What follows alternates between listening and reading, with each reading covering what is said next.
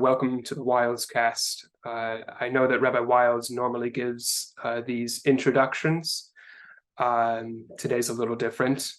I've been a student of Rabbi Wildes for a number of years. I come to him with my questions, with my anxieties, with my wonderings as a Jew. And today I had a number of questions for him that I wanted to explore about what it is to be a Jew in this moment. And so I'm excited for everyone to join us in this complex, messy, spiritually based conversation about what it means to be Jewish since 10/7. Thank you.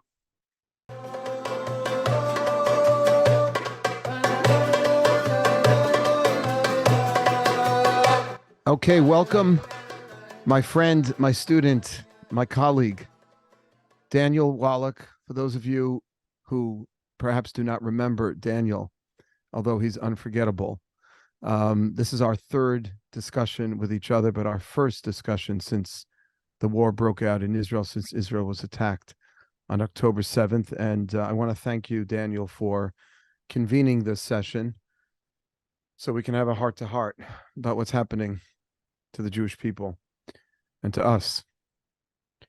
So I'm gonna hand it over to you because this was your call. This was you made this appointment. Right. So for this third installment of our Rabbi and the Student series, I want to have an open, emotionally based and spiritually based discussion about everything regarding 10/7 and everything since 10/7 as Jews, as members of the Jewish people. I mean, an unspeakable crime against humanity of this magnitude has not been suffered by the Jewish people since the days of the Holocaust. Yeah. And so I want to have a discussion about the spiritual implications, and I want to ask difficult questions and to see if we can come to some kind of understanding about how we should be relating to this moment, engaging with this moment on a spiritual level, on an emotional level, on a empathetic level. So this kind of discussion, it feels a little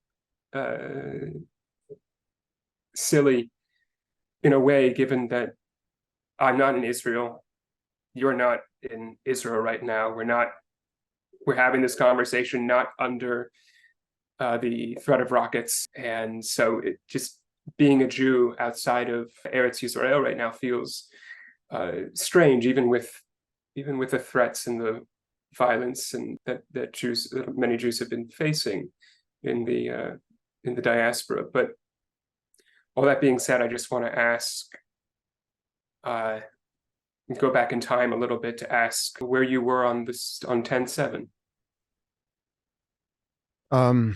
First of all, even before I answer that question, and we'll get into this, I'm sure, I do feel very strange about being here. Jill and I are planning to go to Israel in 2 weeks, please God, but on a solidarity mission. We're collecting materials for soldiers and families that have been dislocated, but the sense of being here and not being there is very difficult on me, especially because I have 2 kids there.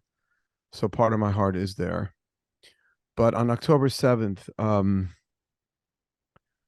it was Shabbos. You know, here in America, in the diaspora, we have 2 days of Shmini Atzeret, Simchas Torah. They're separate days. So it was Saturday and Sunday. In Israel, and you know, it's funny, no one has actually spoken about that, how like everything happened on that one big mega holiday in Israel, which combines both Shmini Atzeret and Simchas Torah. But here in the diaspora, we have 2 days. So I got the news. Stephanie Hausman, who's a dear friend, MGE fellow, who's very involved in Israel advocacy. She's a real leader in the Jewish community. And she motioned to me as I was leading the service, like to come over to talk to her. And I was like, you know, I'm leading the service. Like, what are you doing? And she's like, there was an attack in Israel. And I said, oh my God, that's terrible. Now, I have to tell you, I've heard that before and it's awful. But she was like, no, this is different. Israel was attacked in a very serious way. And, and it was Shabbos. It wasn't Simchas Torah for us. So we didn't have the same like challenge that our Israeli brethren in shul in Israel had.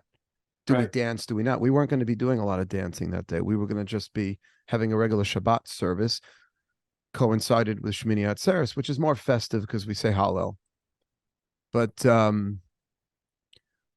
I just, it was very eerie. I wasn't sure exactly what to do. And the other problem I had was I didn't know, I didn't have my phone and I didn't know the extent, and I was actually dreading all Yom Tov. It's one of the great advantages that we have as Sabbath observant Jews is that we're like shielded from stuff going on in the world a little, at least on the holidays and Shabbos. So I did the best I could that day. And I was very nervous about, obviously, the most important thing was like, how is Israel doing? How are my kids? We're both in Jerusalem. Both in Yerushalayim. Oh, excuse me. Only Abigail, because Yosef was still home. That's right. That's right. We brought Yosef back to New York to be our chazan together with Arnie for Yom Kippur, and he stayed for Sukkot. Abigail also came back for Sukkot, but she went back for the second days to Israel. So Abigail was there. And, I was obviously consumed with thoughts about her. And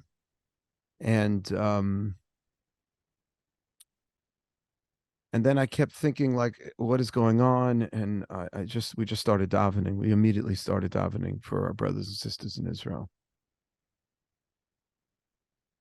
The information started to come in to the Chabura on Saturday night.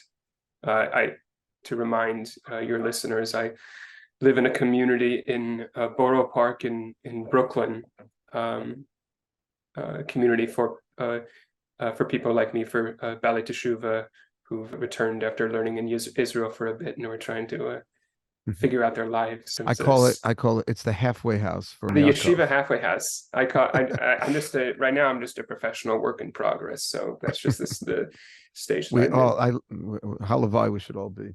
Anyway, so people who weren't Jewish started to tell members of the community what was going on, and then we had this announcement, just as Simchas Torah was coming in, that we would be learning about a massive tragedy in Israel. And I heard this, and I remember that, I remember 9/11.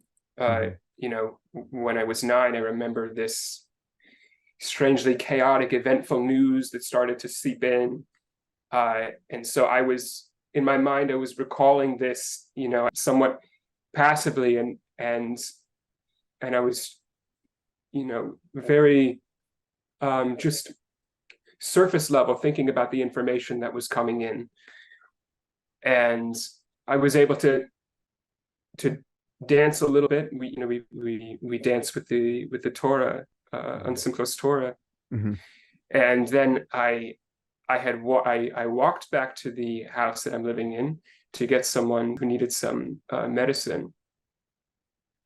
And then I remembered that my father was in Israel. Like, I had completely forgotten. Oh, I didn't realize that. I remember you told me your father was there. He was still there. For some reason, I had completely forgotten. And suddenly everything immediately became very real. I didn't know where my father was. I know my father was staying in Tel Aviv. I had left him just 2 weeks previous, because I was in Israel for a little bit over the summer. I had no idea. Like, so I was immediately starting to freak out a bit. And I was starting to take in a bit more of the information that was being shared. Hundreds slaughtered. And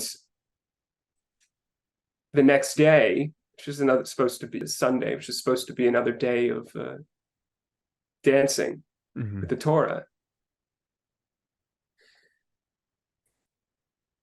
I make no claim that the decisions that I made were appropriate decisions as as a Jew in this moment. I couldn't go to shul. I couldn't go to shul and be around people who were. I couldn't dance. I couldn't. Here I was in the United States, separate from this terror that was going on in Israel, separate from rockets, separate from the intensity of what our mishpacha in Israel was feeling. And it felt like such a privilege to go to shul, to dance with the Torah, even on one of the most joyous days of the year. You felt guilty? I felt guilty. I felt like I didn't want to bring myself to a point of emotional distance from what was going on. I asked a rabbi associated with the Chabora, how can we dance? Right. How can we dance right now? And he was speaking about holding suffering and simcha in both chambers of the heart, which is an extraordinary idea. And I can understand that on an intellectual level, but I couldn't understand that on an emotional level at that time. So I stayed home. I tried to say some Tehillim.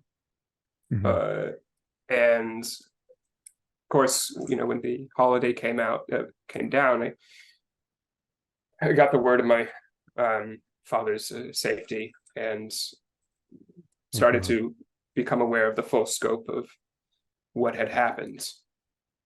Daniel, if I can just, there's a very important Jewish teaching that Rav Schwab and earlier rabbis developed about how to distinguish people from angels. An angel can only do one task at a time, but a human being can do multiple things. We can multitask, but it doesn't mean just practically we can do more than one thing at the same time. It means that we can somehow, this is not simple, we can somehow entertain conflicting emotions simultaneously. And now it's easier said than done. And it's like, okay, now I know we're capable of this. Like, what does that feel like? Can you actually be sad and happy at the same time? What are you supposed to? And the Talmud deals with this. There's discussions amongst the sages about, God forbid, you're under a chuppah and the father of the groom passes away, just drops dead under the chuppah. What do you do? The Mishnah says you're supposed to continue with the ceremony, then you bury the body, then you go back to the Shivas Yimei HaMishta, the 7 days of feasting, and then it's crazy. It's crazy. But I think we've all been living that way for the last 3 weeks. Because go ahead. No, please. These are extraordinary intellectual ideas for how a Jew should be is capable of holding. Right. Capable of holding different worlds within themselves at once. It's just when speaking about these ideas, sometimes they only exist on the intellectual level. To engage with them is a world of work. But how else do you? Because this is not just, you're focused, right? We're focused in our conversation just on October 7th, but like it's 3 weeks later, and this could go on for many more weeks, months. How, on one hand, what are we supposed to do? Like, we can't just make believe, and just be happy and go about our daily lives, whether you're in Israel or here. Right. You can't, if you're on the front, right? On the other hand, we should be feeling bad, but you can't walk around dog-faced the whole time. And, there's an advantage that our Israeli brethren have that we don't. Like there's volunteer work for us to do. There's rallies to attend. There's packages to be made to send to Israel, donations to be made. Okay, but it's not the same. I'm talking to my daughter, my son, people in Israel. They're much more engaged in, rallying the country. So it's like we have the worst of, we have it in a sense worse. Now, of course, we're not getting barraged with bombs. Okay, so this is someone who's listening to this psychological, garble. We're like, you have it worse? You running into a bomb shelter? No. But we don't have the advantage of being part of the solution, right? Now, we do a little. We can do some. like I'm saying, but I think we have to learn how to be both joyous and mournful at the same time. And that is not simple, but we're doing that because, Right. yeah. I do want to For me, mention one other thing, Daniel. yeah. I didn't tell you what happened here at MJE the second day. Okay. Well, the first night, Simchas Torah is our biggest night, literally our biggest night. It used Yeah. to be much bigger before COVID. We used to get over 1,000 people. We had about 450 people registered to come Simchas Torah night. Right? This is Saturday night. We got the news Saturday morning. Yeah. 150 people didn't show. We've never had that many no-shows. Now, I'm trying to figure out how come so many people didn't come. They're scared. You know, our population is quite diverse. We have some observant, many mostly non-observant, checking their phones. Is it safe to go to a Jewish place? You know, but I'll tell you what was different, which was actually quite powerful. All 7 hakafos, the revolutions, the dancings with the Torah. Yeah. Every year we do 1 or 2 hakafos and get everybody into it. And then people peter out and they start hitting the bar. And then we have to try to pull people in for hakafa 3, 4, 5, 6, 7. It's like pulling teeth. This year, nobody went to the bar until all 7 hakafos were done. And there wasn't one Jew on the side. I don't remember. I'm doing this 25 years at MJ. Is our 25th Simchas Torah. I don't ever remember 7 powerful hakafos. Each one was probably 10, 12 minutes long of rocking and rolling, dancing, and just like intense. And I felt amazing about that. I felt like people were putting their anguish, their stress, their distress into their avodas Hashem, into their dancing for Hashem and the Torah. And it was I have to say, even though we had 150 people no shows, the 300 people that did come, there was nothing like it. We've never had a Simchas Torah like this. That's beautiful. I wish I could have done that. I'm not saying that to make you feel bad, my friend. No, I'm just saying I did invite you. I did invite you for Simchas Torah. I know you invite. I know. Part of what I'm saying is I wish I could be there in that space. I wish that. Yeah, but you can't. Where I was feeling strong enough in my Yiddishkeit to be able to be in that kind of a zone. Yeah. So fine. You and I have had this discussion, and it's a question that I want to ask again in this space. When somebody in our family dies, we sit Shiva. We sit in a space, in a reality of extreme honesty, where people come and sit with us, and we give off our grief, our yuck. Hmm. Other people are there to absorb it with us, to sit in the muck with us. Yeah. And I'm wondering, where is a similar process right now after a pogrom? Where's a similar technology for us in this moment? This is why I have felt that this moment is somewhat isolating. Yes, we can get with everyone and we can say Tehillim. Yes, we can have discussions. We can daven strongly to each person's measure, but it feels this period of mourning, which isn't even really a period of mourning, because how do you even get to the mourning when you're dealing with rage? So, let's table the rage for a minute. It's very important for everyone to know when we have this conversation that there were actual shivas, and they're still going on. I have friends who have other rabbi colleagues of mine who have been visiting Israel in these last 3 weeks, and they went on what they call Nichum Avelim Bikur Cholim visits the whole time. Nichum Avelim is consoling the mourner. Bikur Cholim is visiting the sick, and they just went from hospital to hospital to house to Beit Avel, house of mourning to house of mourning. Individuals who lost one of their 7 close relatives, for whom Torah law, right, for whom the Torah obligates us to mourn. What you're asking for, and I think it's a really good question, because it's a gaping hole. is what about all of us that feel that same, maybe not the same thing as a actual family member, immediate family member, but there was really no Shiva for the Jewish people. Like we have Tisha B'Av. I mean, I will tell you, this is going to be added to Tisha B'Av. It's the first time I'm thinking about this. Next year, Tisha B'Av, next summer, it's going to be a main theme because that's what we do. We add every time there's an atrocity, a pogrom like this. There's Okina. Okina is a special lamentation poem written by great sages. And we, after the Holocaust, there's a special kina that was added for the Shoah, for the Holocaust. I'm sure there'll be a kina added for this. And we'll sit Shiva, the whole Jewish people, on Tisha B'Av. The question is, you're asking now. How do we process the loss of such a huge number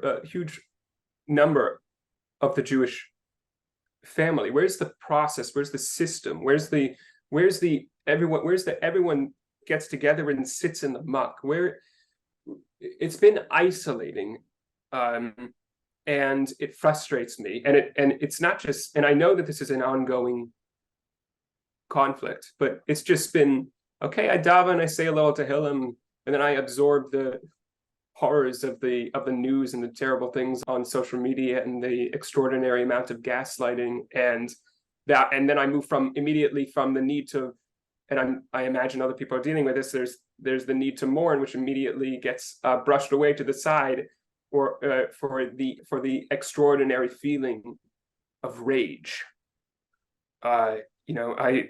This footage, he pulls out a young Jewish woman by the hair, she's bleeding from between her legs. The absolute extraordinary rage that I'd never experienced before. I don't know what to do with that either. I don't know what to do with that on a spiritual realm. And so we have the mourning, and we got the rage to deal with. Let's talk about the mourning first. Okay. Let's talk about the mourning. You're absolutely right in pointing out that the Jewish people as a whole, and those of us that have been really, really affected by this, and that are just finding themselves, as I do, just crying in the middle of the day. It's just terribly unhealthy and un-Jewish not to talk about it, because that's the point of Shiva. And but, I went to Simchas. I went to Simchas. I know. I went to an engagement party 2 nights ago. I know. And it feels weird. Listen, it is weird, but I feel very strongly about that. We've had 2 MGE weddings. I've had a couple of engagement parties in these last 3 weeks. It's not just handing the enemy a win if we cancel weddings. And my son Ezra said, he put it very nicely, like, why are we fighting for our survival? The reason we fight for survival, the reason there's a state of Israel, the reason there's a Jewish people, okay, is to reveal God in the world. And the way you reveal God in the world is by getting married and by having a family. And I'm putting it in more mitzvah spiritual terms, because it's not just about, we have to stay happy. Yeah, we do. I'm speaking theologically, not psychologically. Theologically, if we stop keeping the Torah and we stop getting married and having children and doing what we need to do, then we're not only handing our enemies a win, we are not living up to the whole reason that there are 350,000 of our Jewish brethren on the front lines now. What are they protecting exactly? It's not just physical. Okay, we live for a certain purpose and noble ideals. And that's why you have to continue to celebrate. And the most inspiring weddings that I've seen are the ones on those army bases. I mean, they're happening all the time. People are getting married on army bases. And I think that's such a Jewish thing. I think I spoke with someone else, like, I think some of the wedding needs to be toned down a little, because you have to be sensitive. How many Jews have been killed? How many Jews remain hostage? How many Jews are about to put or have already put their lives on the line? And we're just, overdoing the party a little. I think there should be some diminution in the, without taking away from the core simcha of the union. Rabbi, can I ask, Yeah. why don't we have a collective process of mourning? We do. It's called Tisha B'Av. Okay, that's once a year. What about right in the immediacy? Why don't we have a, I've been asking this question, what did they do back in the times of the pogroms, or why hasn't there been some Rav who has examined the halacha to find a process that's appropriate? It still feels isolating, okay, fine. So it's isolating.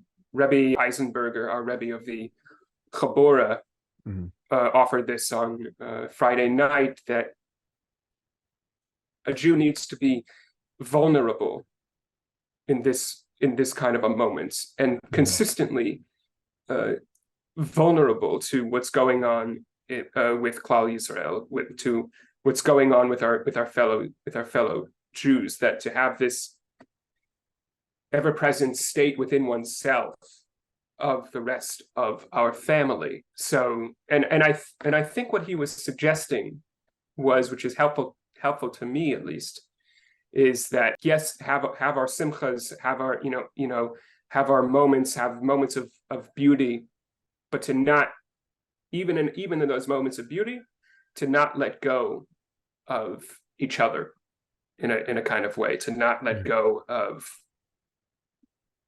Yeah, I mean, unfortunate. I think look, we have to find solace and comfort in each other. We have to spend more time with each other. And the Jewish community has come together very, very beautifully. You know how much achdus and unity. And I think some of the coming together is without anyone saying it, I think it is a form of Shiva, a form of, it's not a halachic in a pure legal halachic sense. But why do you think there are so many of these gatherings in synagogues to say Tehillim? It's not just to daven to Hashem. It's first and foremost to daven for a Yeshua, for a salvation from God. But it's also to feel the love and support of other people. No different why we go pay shivako when somebody loses one of the 7 close relatives. I want to talk about your rage for a minute. Let's talk about rage, Rabbi. So this is complicated because we should be enraged, and you can't really defeat an enemy unless you're angry. This is one of the differences between, I would say, Judaism and Christianity. Right? Christianity very much believes in loving everyone, even your enemy. And there's no such concept in Judaism. There are things that are worthy of hate, and there are people worthy of hate in this world. We try to minimize that. We try to be down the kavschut, find the benefit of the doubt. Rav Nachman of Breslov talked about the nakuda tova, finding that kernel of good in everyone. But once someone has committed the kinds of crimes and evil acts as Hamas has, there's no other appropriate emotion other than rage and anger.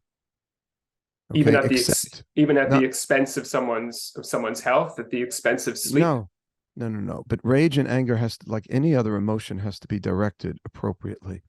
We are not permitted to seek revenge. People think right now that Israel's just so angry. I don't want to use other words. Okay.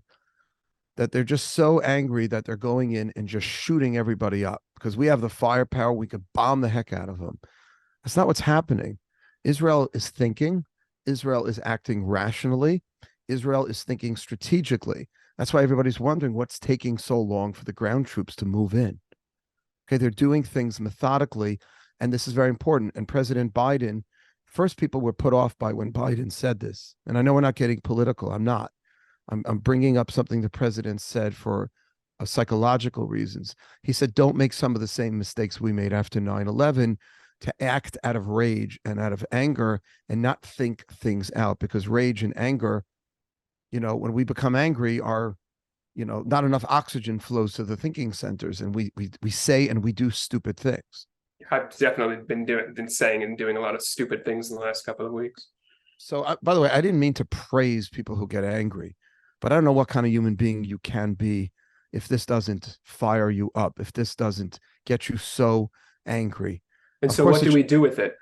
You have to put your anger into, not you, all of us have to somehow channel it in a way that's productive, to productively remove the threat Okay, because if we just, vent our rage, okay, it might feel really good in the short term, but it won't fix the problem.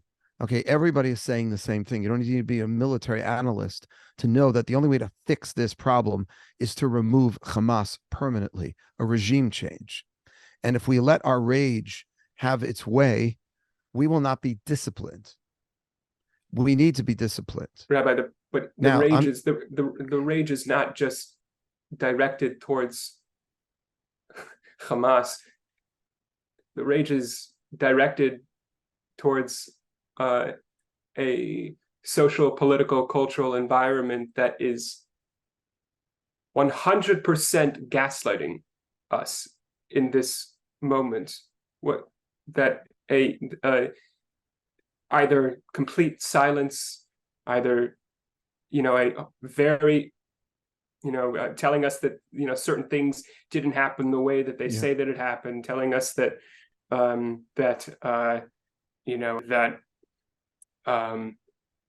this was not an act of terrorism, this was an act of decolonization, freedom fighting, all these things.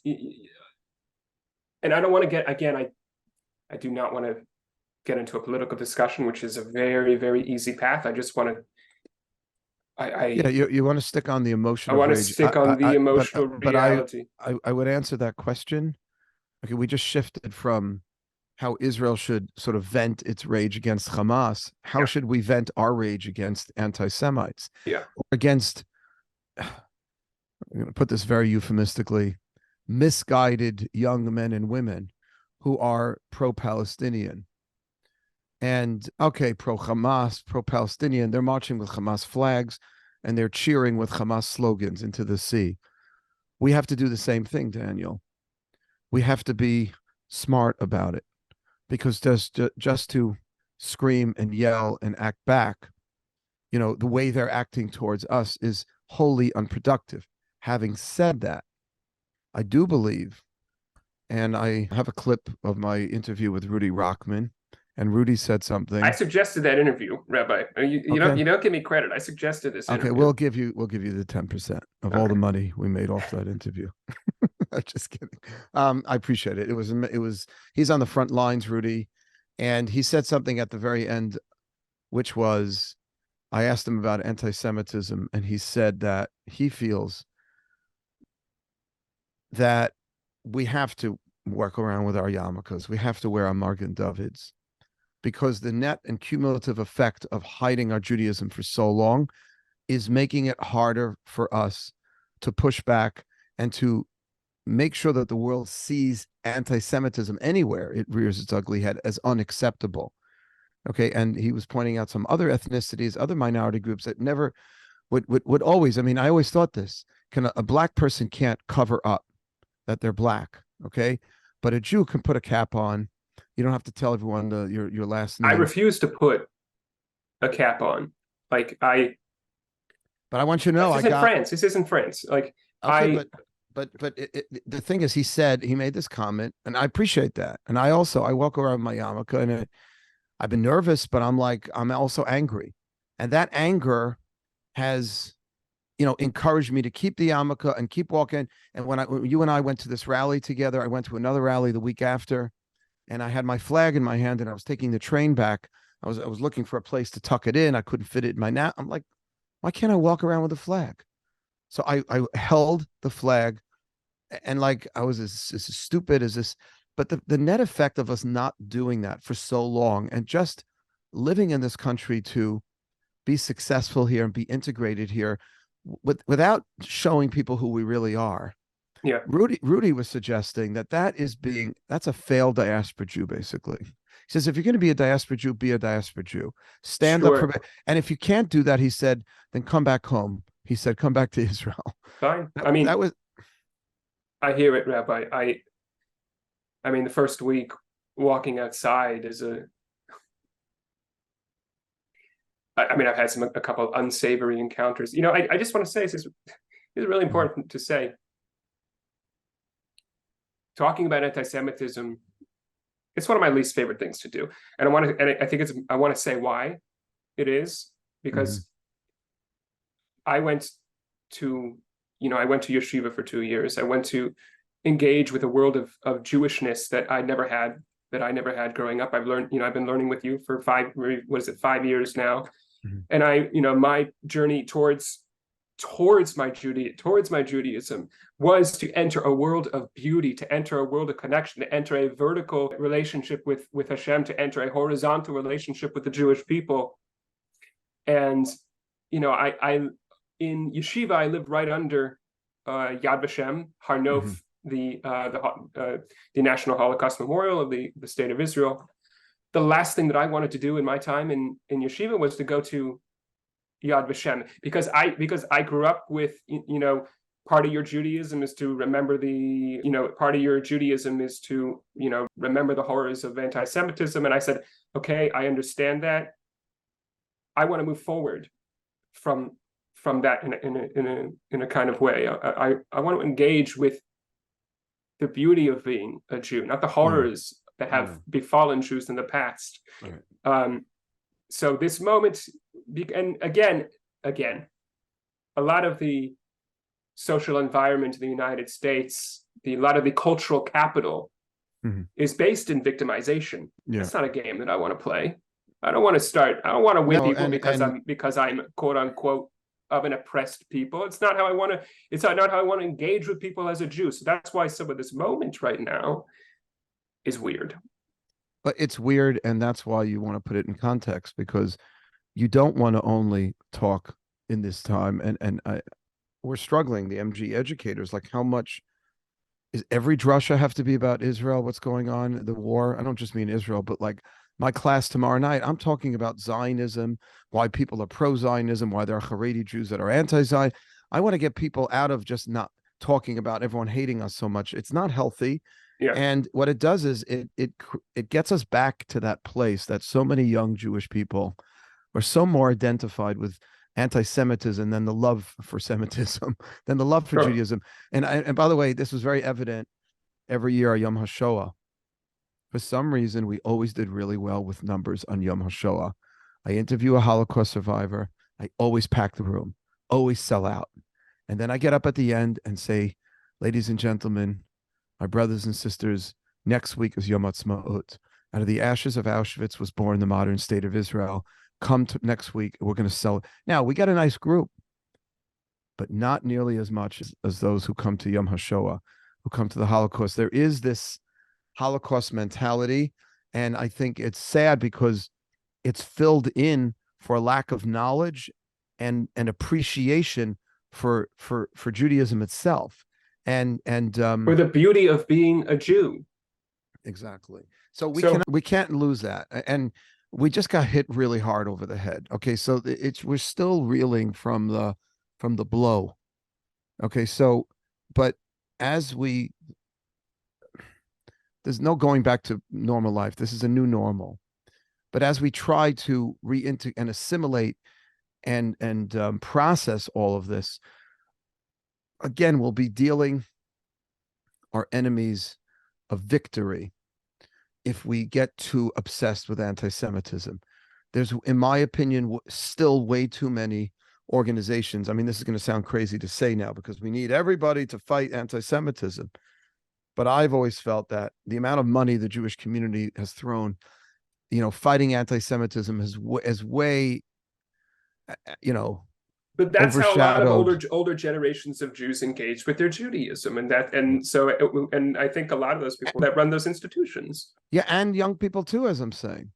Okay. By the fact that we it is unfortunate, and we have to stay away from it. But we got to deal with the fact that there's an onslaught of anti-Semitism now. We can't ignore that. We have to fight back. Rabbi, I don't want to miss this question, just because it's a little bit further back in the conversation. We were speaking about isolation this moment. What do I do when I'm isolated like this? I speak to my rabbis. I bug you. I call you 5 times until you finally pick up. And so what about being a rabbi in this moment? Is that a different type of isolation than perhaps Jews who would turn to their rabbis have right now? I've never had a problem telling my students when I don't know an answer to a question, I don't know. But when the question is as fundamental and as basic as how could God allow this to happen? And how could so many people suffer? It's very hard.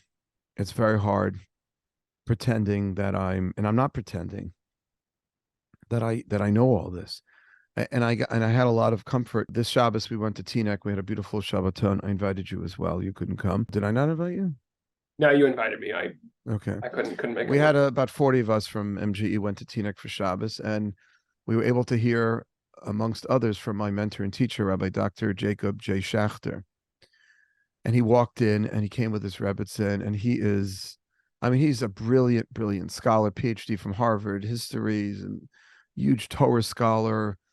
And he's just been my rock. He helped me start MGE, and he's just there for me. He's also a very nurturing kind of rabbinic figure in my life. And he was sitting down. We were eating something before I was going to introduce him. I said, Rabbi, I'm so excited for you to speak. And he looked up. He's like, I'm a wreck, Mark. I have no idea what I'm going to say. And I never heard him say that ever. Now, of course, he got up there and said something pretty powerful and eloquent, but he was actually able to work off. We had a woman, Hannah Marcus from MG, was telling her story. It was so beautiful of, unfortunately, she lost her dad and how she came on the ski retreat after and she found this community. So Rabbi Schachter was able to sort of lay into that. He was able to kind of work off that and find some solace. But we all have to hang on to each other. Right. And that doesn't mean you shouldn't go to your rabbi if you're listening to this, and you shouldn't get some advice and wisdom and Torah strength. It's called chizuk. I've been doing that for the last 3 weeks, and I'm going to continue. Hashem should give me the strength, but we're all, Right. we're all speechless. Rabbi, this is going to help me into the last couple of questions that I have for you. But first, this is something I've been, seeing everything that's been going on in Israel and in Gaza. I want to ask you, how should we be processing the thousands of people that have died in Gaza? I don't, in all of my own grief, my own rage, I don't want to be passive about death. It's, just because they're, they're behind people, civilians behind enemy lines.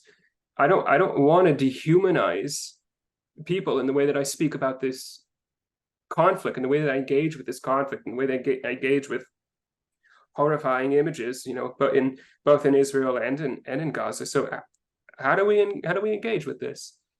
So there are two categories of people on the other side over there. There are innocent Gazans who would prefer Hamas disappear, who understand that they're being used as human shields. And if they could have their druthers, would either leave the Gaza Strip entirely or have their quote unquote leadership replaced. And we'll call them the innocents. And then we have the others who you see giving out candy in the street. I mean, Hamas was elected. Hitler was also elected to office, in some sort of democratic process. So I don't really view Gazans, Palestinians who are living in the Gaza Strip, I don't view them all as innocent if they are somehow encouraging, promoting, aiding, and abetting. Now, you and I will never know. What about people who are, they're from the cradle, they've been taught to, they've been taught certain things. So children are children, and the children are innocent as far as I'm concerned. Now, if that child is holding a gun, you still have the right and duty to take them out. Okay, even if they're 3 years old, you still have to protect yourself and your family, and that's a mitzvah. But if a kid is brainwashed, then I guess we don't. But at some point when they become an adult, we hold them responsible. At the Nuremberg trials, it wasn't considered a valid excuse that this is the way we were raised to think about Jews. Nobody else believed anything other than that Jews controlled the banks and they were doing this and they were doing that. We hold people responsible, and we put people to death at Nuremberg. Okay, Okay. so we can get into that. So, but I want to get back to your original question. Okay, if someone is innocent, you should be crying for them. And even if they're not innocent, Should we be davening for them? yeah, probably. We should be davening that innocents don't get killed. Yeah. Now, why isn't there any rabbi that's getting up and doing that? That's a good question. I don't know, but let me just finish this. Should there be? Maybe it's a really good question. I think so. I think it's I pray for non-Jews all the time. So if they're a non-Jewish person that's caught in the thick and to no fault of their own, they're living there and they don't want them as their government. I just don't want to be so naive as to believe that the 2.1 million Gazans are all innocents. We know that's not the truth. Okay. Okay. Now, but let's say a few 100,000 of them are. I don't know what the numbers are. We're never going to find out because we can't rely on their. This is important to remember too. What do we do around the Seder table when we're going through the 10 plagues? Dam, Tzfardeya, blood. We take our pinky and we take a little wine out of the cup because the rabbis in the ethics of our fathers teach, Al tismach ben fol oivecha. We never rejoice in the falling of our enemies. Now, we don't pray for our enemies to survive. We don't pray for our enemies. That's what the Christians believe in that. We don't believe in that. It's turn the other cheek. And that's based in their theology that man is a sinner. People can't help themselves but sin, and therefore you have to have compassion for the sinner. Judaism does not subscribe to that point of view, right? We believe that if you sin, you have to do tshuva. You have to repent. And if you don't repent, and if you don't continue to stop the evil and criminal behavior, then you need to be taken out. You need to be punished. But if even our enemies, though, we're not happy. We shouldn't be expressing glee. And by the way, do you ever see that anywhere? You ever see anyone rejoicing when a hospital is bombed or something, which, by the way, was 100% legitimate because we found out that there were terror tunnels underneath. And they're shooting rockets from there. Have you seen ever a Jew going, yeah? No, we never do that. Right. And that's embedded within our culture. And that's very, very important for us to remember that even, and I'll tell you one last thing on this. When my kids were little, and we used to watch a lot of superheroes because I imposed that on them. I love superheroes stuff. I love superheroes too. And I was watching, I think, Batman with one of my kids once, and he was like pummeling one of these guys, and my kids were like, yeah, go, go. And it was so much fun to watch because they put Batman through all of this, difficulty. And now, and I forgot which kid it was. I said, what's the real goal? And one of my kids, all my kids were there. One of the kids was like, that Batman wins and that the bad guys die. I said, okay, what would be a better outcome? And one of my boys said that the Joker stops doing bad things, that the Joker does tshuva. And that's what we really want, because they have souls and they're people. And unfortunately, a lot of them have been brainwashed. And that's why, and I know we don't want to get into politics, but until their leaders and their teachers and their parents teach them to love other people with whom they disagree, we're never going to, these are all Band-Aids. Rabbi, where do we go from here as Jews? What should we be doing right now? What's the future that we should be looking forward to? I'm talking on a spiritual level. Again, this is not a political question. Just what do we do now? And where do we go from here? So Rabbi Soloveitchik taught that rather than asking lama when something bad happens, which means why, very famous teaching, he said you should say lema, for what? See, what is a question we can answer. Why we can't. To try to explain why these things are happening. But what should we be doing? So there's two fights going on right now. One is against Hamas and our arch enemies that need to be taken out. And towards that end, we have a responsibility to view this as not simply an Israeli struggle. And hopefully, it's daven for them. Okay. We have to send them stuff. We have to visit them. We have to give them. This is the Jewish people's battle. So that's number one, what we need to do. The perception of this is an attack on the Jewish people. If the world doesn't believe at this point that anti-Zionism is anti-Semitism, then I don't know what's going to, because Jews are being beaten up I'm sorry, in London, okay? And this has nothing to do with some sort of territorial, nonsense, okay? This is against the Jewish people. That's what it says in the charter in Hamas. It says Jews, okay? And if they could kill us in London and in Paris or New York, it's no different than in Israel. So this is our fight.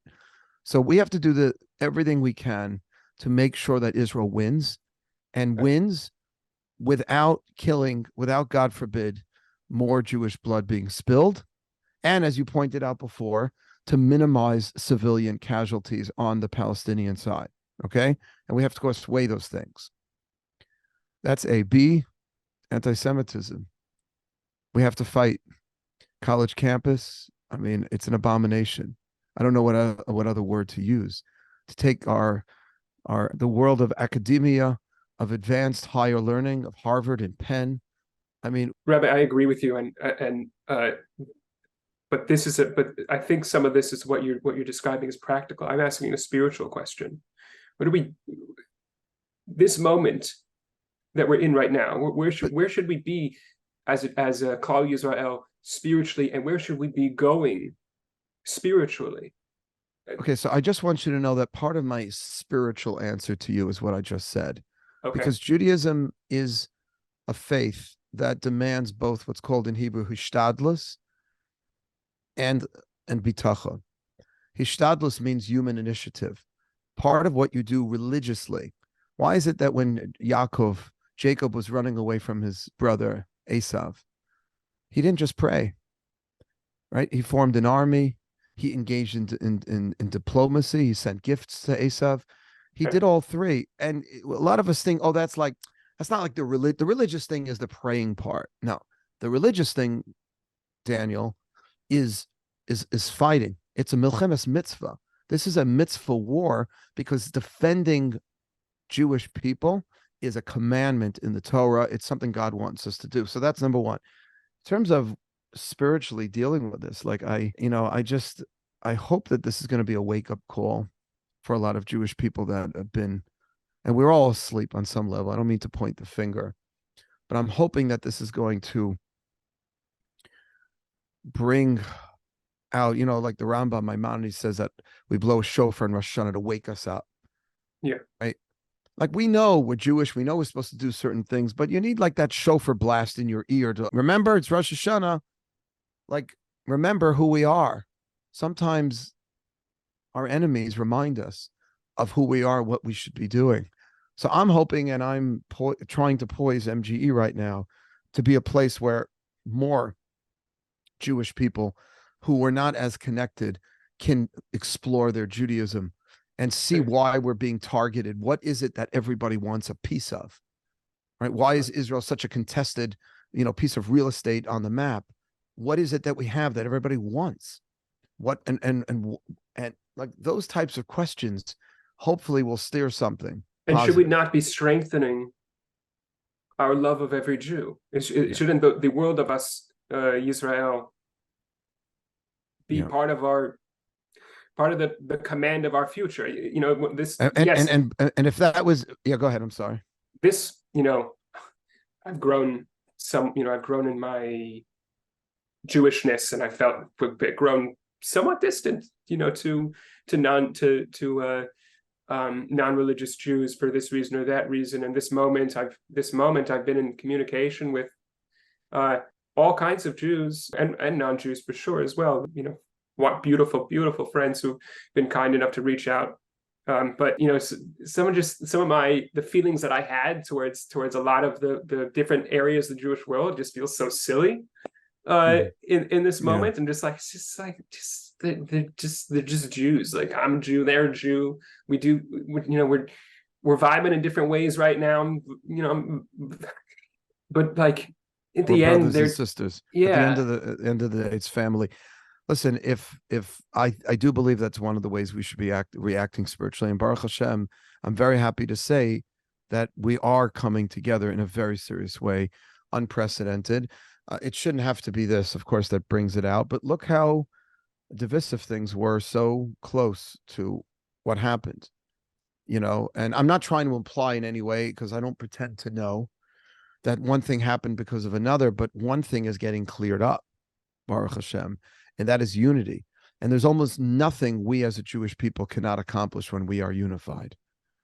And that is an extraordinarily important thing. And I'm hoping it's going to happen in America for American Jews and for other diaspora Jews. I hope we're going to follow the lead of our brothers and sisters in Israel and galvanize and not continue business as usual.